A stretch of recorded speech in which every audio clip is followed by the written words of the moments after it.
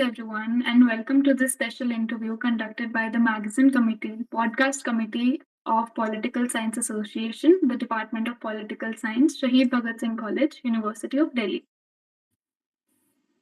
Today, we are honored to welcome Mr. Neeraj Singh Manhas, Special Advisor for South Asia at the Parley Policy Initiative, Republic of Korea, and a subject matter expert at the Center for Joint Warfare Studies, Ministry of Defense, Government of India. He is also affiliated as a non-resident visiting senior scholar at the Center for National Security Studies and serves as an editorial board member for World Water Policy. Previously, he served as the Director of Research at the Indo-Pacific Consortium at Resena House. He has authored and edited 6 books, and his research focuses on India-China border issues, transboundary rivers, security in South Asia, climate security, and defense studies. Our topic for today is India in the age of green power, climate, security, and the strategy in the Indo Pacific. Thank you so much, sir, for joining us today. Thank you everyone for inviting me for this insightful conversation on my new book, which is coming on, and also the green power politics, which we are going to discuss. Thank you so much. So, first of all, congratulations on your new book, Green Power Politics and Climate Change, the Future of Environmental Politics in the Indo Pacific. Could you please introduce our audience to the central theme of the book and share the inspiration behind writing it? Okay, so thank you so much, Shraddha, for your congratulations. I really appreciate it. But just to clarify, this isn't a book I authored on my own. So it's basically a collaborative effort that I co-edited along with my two colleagues, Dr. Anmol Mukhia from South Asian University and Dr. Shriparna Pathak from OP Jindal Global University. So we brought our diverse expertise together to create something really comprehensive. So the central theme of the book, Green Power Politics and Climate Change, the future of environmental politics in the Indo-Pacific, is all about exploring how climate change is fundamentally reshaping the political landscape, the power dynamics, and the strategic interaction in the Indo-Pacific region. And we start by laying out the basics of green theory in the international relations, which emphasizes how environmental issues aren't just side notes, but core drivers of global politics. And from there, we delve into the real world case studies from various countries in the region, examining how things like renewable energy transition, climate induced migration, and resource competitions are intervened with geopolitics, national security, and long term strategies. So the book highlights the emerging trends such as the rise of green diplomacy and the securitization of environmental challenges, and it also proposes forward-looking frameworks for policymakers to address that these in a multipolar world. And as for the inspiration behind it, really stems from our long-standing work on water security and transboundary rivers in South Asia. And over the years, though my role at the places working at several think tanks, I have witnessed that the first hand how climate change has exacerbates existing tensions, and things about disputes over Brahmaputra and impacts on melting Himalayan glaciers on downstream countries like India, Bangladesh. So it's just not about environmental crisis; it's a geopolitical one that can lead to conflicts and hopefully new forms of cooperation. So I just wanted to bring the gap between the academic theory and a practical policy by assembling a team of experts to bring out the fresh multidisciplinary perspective. And personally, my motivation was to contribute to a narrative that empowers countries like India that can lead, in a very sustainable development, especially in the region as a dynamic and vulnerable in the Indo-Pacific. So editing this kind of a book was a very synthesized all that research and inspired the next generation of thinkers so that they can also lead where we have stopped. Thank you so much, sir. Where do you place India in contemporary green power politics? During your research, was there any particular case study or data related to India that surprised you or reshaped your perspective? Uh, well, that's a great question, but India is absolutely centered to the contemporary green power politics, and I would, place us not just a participant but as an emerging leader in this space because with our massive population and rapid economic growth and vulnerability to the climate impacts like monsoon, sea level rise, so India has actually a unique stake in shaping the green agenda. So we are pushing hard on initiatives like International Solar Alliance, which we have actually co-founded with the France to promote solar energy globally, and with a national action plan on climate change.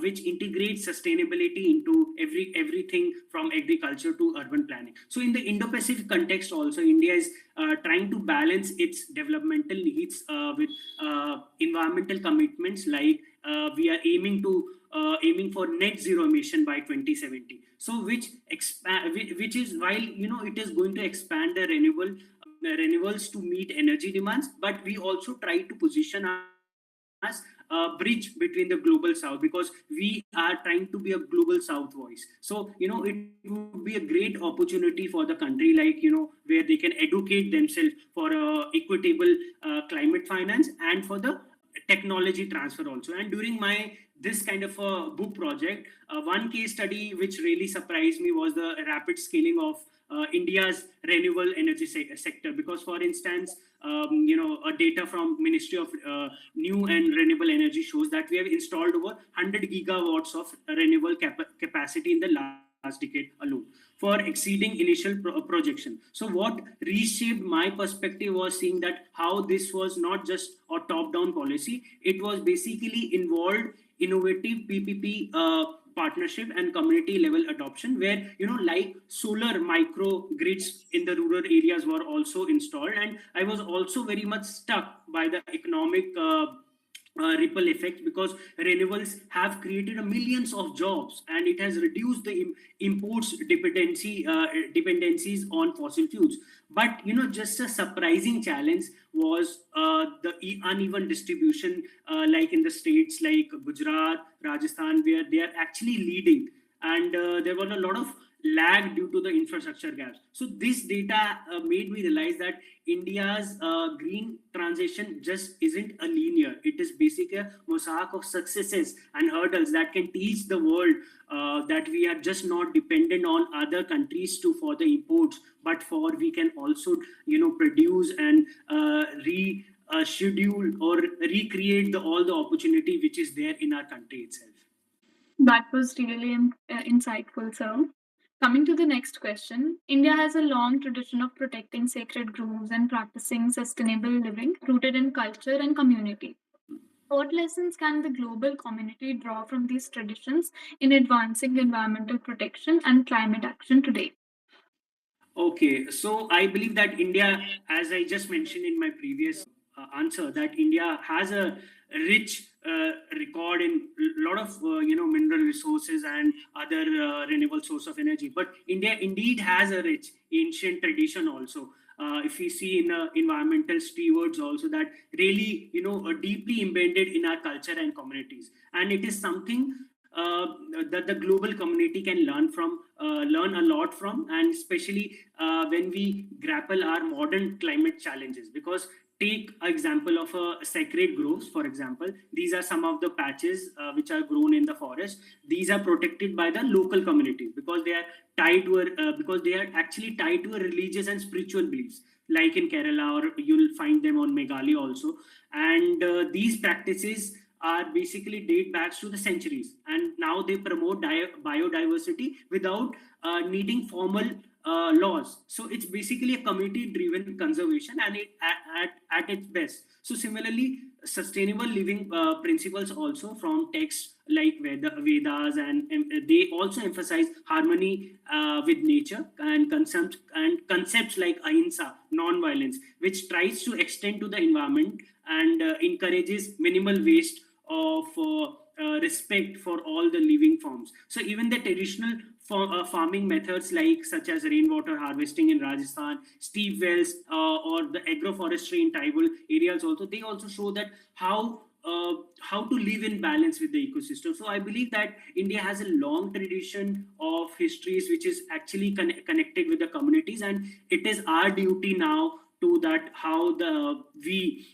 youngsters or the young generation which is coming, how they can keep it as a safe and take it to the future.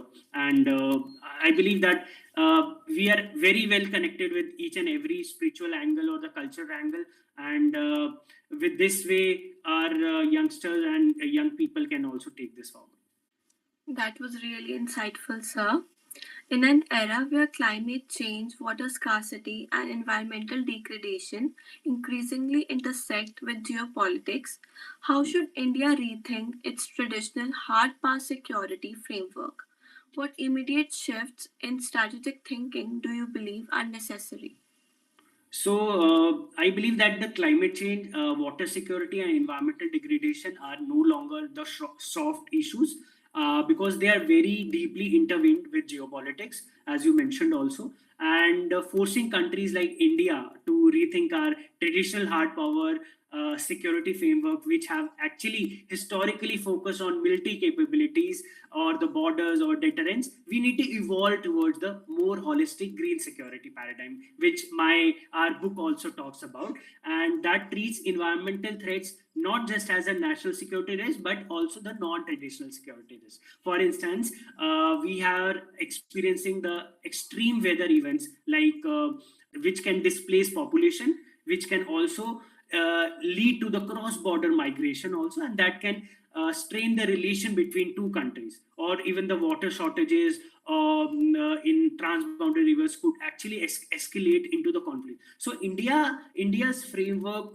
should incorporate climate intelligence into the defense planning, also analyzing how rising sea levels could also threaten the coastal installation, or how droughts are affecting food security and instability. So I see this as a kind of a strategy where we need to actually prioritize climate resilient infrastructure also, and we also need to integrate the green tech into the defense sector also. Finally, we can also try to foster our interagency collaboration, where we can also collaborate with the non-traditional and the traditional security challenges together, so that both defense and this military civil fusion can also work together. And if we act now, India really has a really can lead by example in the Indo-Pacific, by turning vulnerabilities into the strategic advantages. That was quite enlightening, sir. Thank you. So, my next question can be divided into two parts. First is, as a keen observer of China and India China relations, how do you assess the recent global developments in shaping the trajectory of bilateral ties? And the second part is, in the evolving multipolar or perhaps the disordered world order, do you see the scope for negotiation and collaboration on shared concerns, such as transboundary rivers and climate governance? Okay, I have been following India-China relation for over 6-7 years now. So I see recent global developments as a mixed bag of problems, because they highlight competition, but also creating windows for pragmatism, in our bilateral ties. Because the ongoing border standoff, which since 2020, which we are seeing in Ladakh, have actually strained the trust, and events like US-China trade war or the Quad strengthening have actually pushed India towards a diversified partnership and reducing economic over reliance on China. So, and over the post-COVID supply chain disruption also, and the Russia-Ukraine conflict also, which we have seen that it has further accelerated this kind of a problem. So India's boosting initiatives like Make in India or attracting investments from the West, it has basically evolved the multipolar world.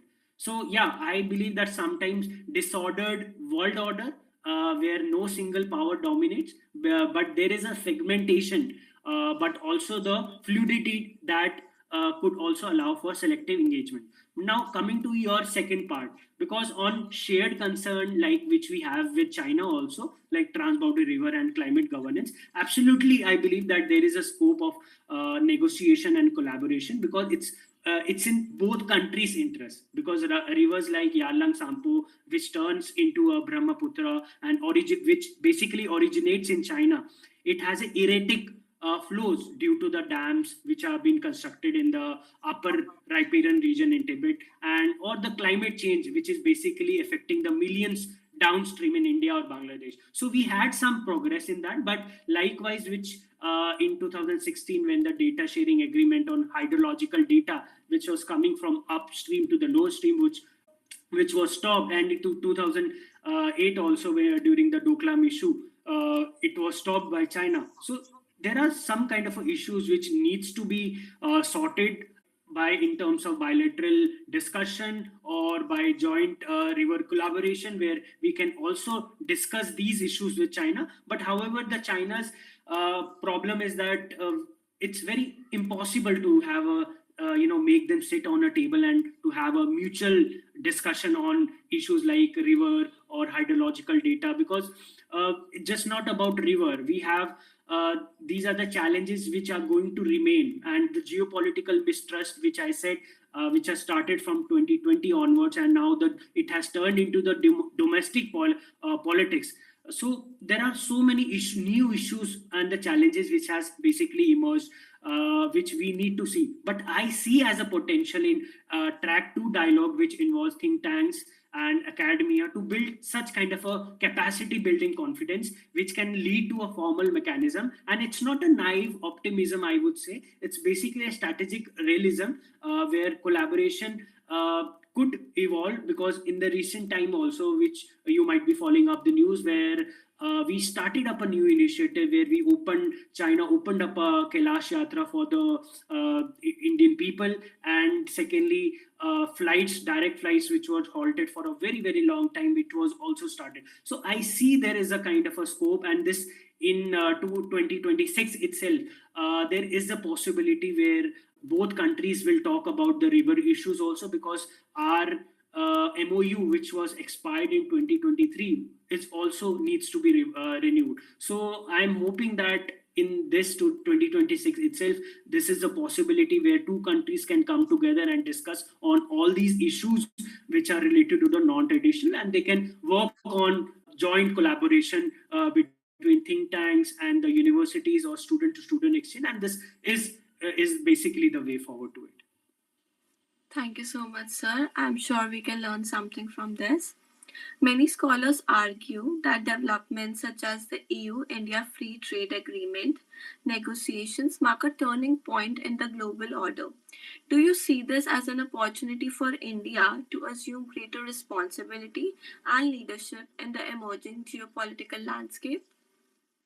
Okay, so scholars are right to highlight these kind of a negotiation, because I was also called for a news bite where I also discuss about the EU India FTA trade, because I believe this is going to be a turning point, and it actually represent a shift in the global order towards more diversified alliance. And yes, this is a golden opportunity for India to step up into its responsibility and leadership in the geopolitical landscape. Now, the FTA has been into our talks for a very, very long time, since 2007, and it has basically picked up a steam recently, because it aims to slash tariffs, boost trade in goods and services, and aligns on standards of everything from pharmaceutical to green tech. So, in a world relying on Brexit or US protectionism or the China's assertive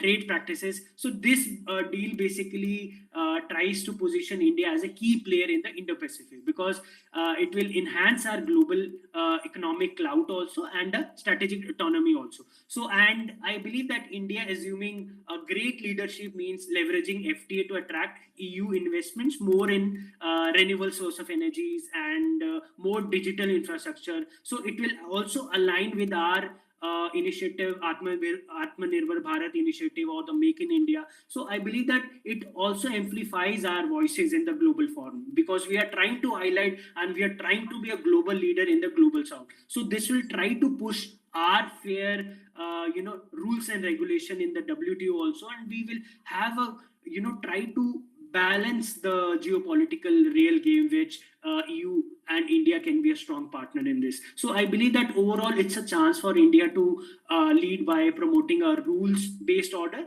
that's very inclusive, sustainable, and multipolar. And we are just not showing that we are just trying to be a consumer here, but also the global form of leaders which can shape the world into its own way. Thank you so much, sir. That adds a great clarity. So my next question is: your work bridges international relations theory and real-world policy practice. How can scholars and practitioners in South Asia better connect academic IR frameworks with the practical demands of policy making? Okay, so yeah, my work just does try to bridge that kind of a work, because I am trying to work on one very niche area of transboundary water security issues in South Asia, or the relation between India China here. But I believe that there is a gap which needs to be connected here, because in international relations theory and the real world policy, there are very different and challenging in South Asia specifically, because where challenges like border disputes, terrorism, or now the climate risk are also pressing. So I believe that connecting academic frameworks within policy making demands, it's a very crucial, but we have often underdeveloped this kind of idea. So scholars, the young scholars, they can also start by making their research more applied, very specific focused, very niche, not just by a broad idea, but being very selective. And instead of abstract theories, I would say that scholars needs to produce more policy briefs or stimulation that uses IR concepts, like theories like realism, non-realism, or like which tries to power balance or constructivism. So these kind of things, whatever their areas of interest lies, or whatever motivates them to look at or read at. So I would believe that just to address these kind of a specific issues, they will try to highlight more of a issues or country specific, and they can collaborate with the think tanks wherever they are based, and they can also attend a lot of workshop which can try to help them how can they can frame the basic idea which is there in their brain and into a policy framework. So I believe there is always a good shape or a good way where they can turn up this kind of a kind of a problem into an opportunity with their scholarly life also. And think tanks and the public policy has always a good role to play in this, because me as a youngster, when I started up my work, I started with the same approach, I think. And we need to find some mentors also who can work with the same ideology, who can motivate us to push through that what all thing needs to be done in this way. If we are not able to get some idea, how they can also collaborate with the mentors. And eventually I think this is just a way forward, or the start where youngsters can start up, and they can read more, they can try to interact with the peer group, and that's how I think the new idea would generate, and they can work on their the future career. Thank you, sir. That were really great insights. So, moving on to our last question for today. Do you see greater scope and urgency for academics and policymakers, particularly from countries like India and China, to collaborate on cross border challenges? And what institutional or intellectual changes are required to make such cooperation meaningful and sustainable? So without a doubt, because I just mentioned this my this answer in my previous question also, that there is an immense scope and an urgency for academics and the policy makers from both India and China to collaborate on cross-border challenges, because the issues like I highlighted, that transboundary river, or now even the air pollution within the Delhi, and the biodiversity loss, the climate adaptation, they don't respect borders. There is no borders for them. And ignoring them only amplifies risk for everyone. So we are seeing glimmers right now, but like the informal Wuhan summit, which happened in 2008, that touched our environmental cooperation. But we need to scale up more amid escalation, because if this climate change happen. So to make such kind of a cooperation meaningful and sustainable, we really need institutional changes, and establishing a dedicated bilateral forums like India China on Himalayan studies or funding, or we need encouraging track 2 initiative with non-official scholars or with the think tanks. So this will try to build trust, and some of the new projects can be, or can also be established, where then the pilot studies can be done if things are not. And I believe that countries can learn from each other, and there are a lot of things which we can also learn from China, like I mentioned about air pollution. So these are some of the things. This is some of initiative which China was also trying to face long time back, but now they have tried to overcome this kind of a problem. So there is a scope where we can also, not just by copying them, but also jointly working with them, where we can learn some of the initiatives. And similarly on the transboundary river issues also, if we know that we cannot change the geographical location between India China. India is placed here, China is placed here. We cannot change the geographical location, but still there is a possibility where we can turn up the situation from lower riparian to the upper riparian. So I believe that uh, India has a kind of a role in this, where it can turn up vulnerability into a great advantage, or a great example for other global south countries. So I believe that the challenges, like these kind of a challenges would always come, and come for the all the global south country. But India has a long way. India can emerge as a global leader, and there is a still way where both the countries and both the countries or the think tanks or people to people tie can work together, and uh, things can work with this way only. Without talking, without not interacting, I believe there is no further way, or the way forward which countries can go together. Thank you so much, sir. This was quite insightful. And thank you for your time and invaluable insights. This has been an extremely enriching and thought provoking discussion for all of us.